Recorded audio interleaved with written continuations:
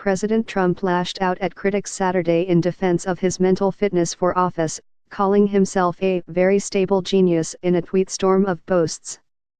First on Twitter, then at a news conference with Republican leaders at Camp David, Trump defended himself against a new book that cites purported fears from former and current aides that he was unprepared for the presidency, incapable of processing information and uninterested in making difficult decisions.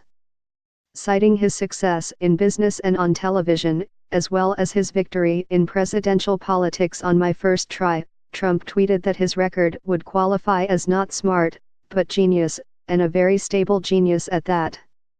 He suggested that the fake news mainstream media are trying to smear him by using the playbook on President Ronald Reagan, who some believed suffered from mental deterioration due to age in the latter years of his 2 terms.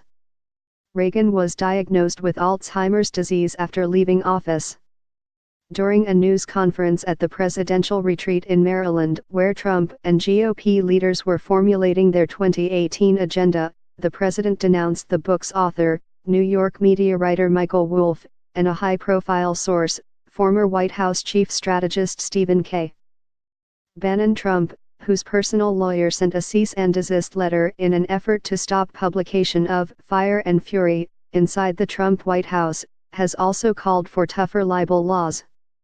"It's a disgrace that he can do something like this," said Trump, who has previously threatened to silence news organizations over critical coverage. "Libel laws are very weak in this country. If they were stronger, hopefully, you would not have something like that happen."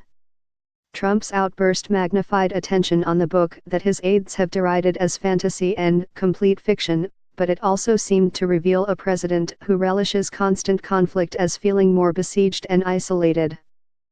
With his approval ratings at historic lows after nearly 1 year in office, Trump has gone from battling Democrats and foreign leaders to fending off doubts from his closest advisors and even, reportedly, family members.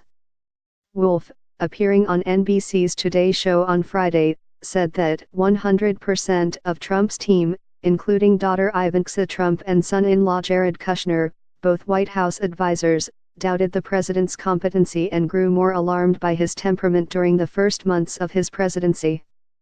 The controversy also served to elevate the question of Trump's fitness for office that some in Washington have privately and some publicly wondered about since before he took office. During the campaign, Democrats, including President Barack Obama, called Trump unfit for the White House. Members of the Republican political and national security establishment called Trump dangerous to the nation, promoting a Never Trump movement to try to undermine his candidacy. "This isn't a situation where you have an episodic gaffe," Obama said in August 2016, after Trump engaged in a public dispute with the parents of a Muslim American soldier who died in combat in Iraq. "This is daily and weekly.